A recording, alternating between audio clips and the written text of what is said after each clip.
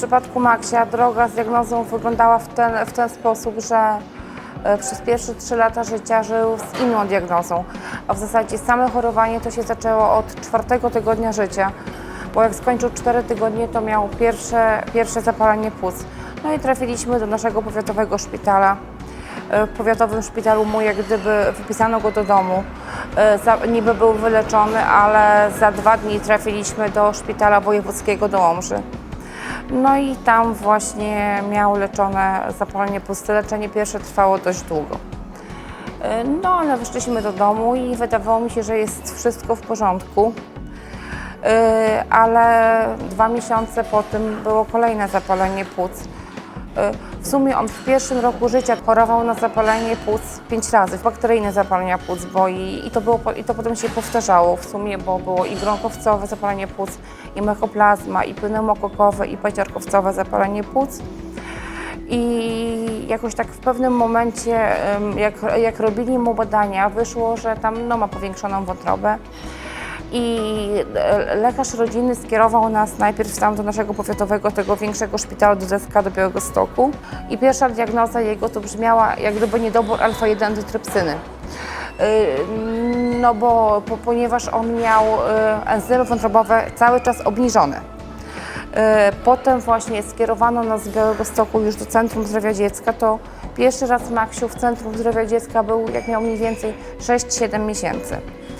No tutaj chodziliśmy też do różnych poradni na różne badania. No i cały czas jego diagnoza brzmiała, że jest niedobór alfa-1 antitrypsyny.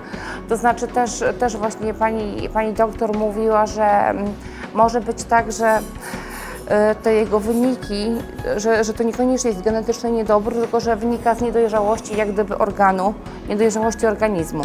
No i tak właśnie się dowiedzieliśmy, że Max ma ten niedobór podczas IgG.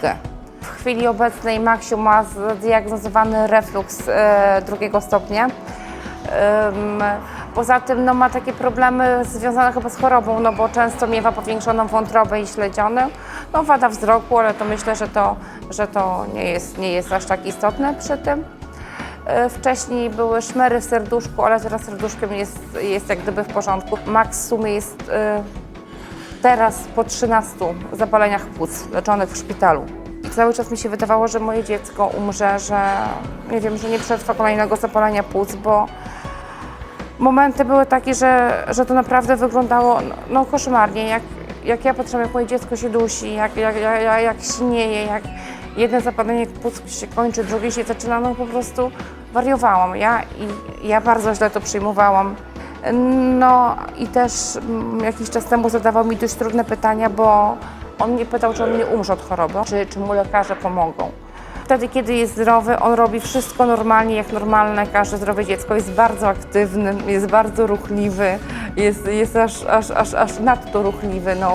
Uwielbia się bawić, uwielbia grać w piłkę, jeździ bardzo szybko na rowerze. Na co dzień on nie mówi o swojej chorobie, wie, że zbliża się ten czas, że mamy jechać, to on wręcz pakuje się do szpitala, bierze bajeczki do oglądania i mamo, jedziemy do szpitalu i kiedy z niego wyjdziemy.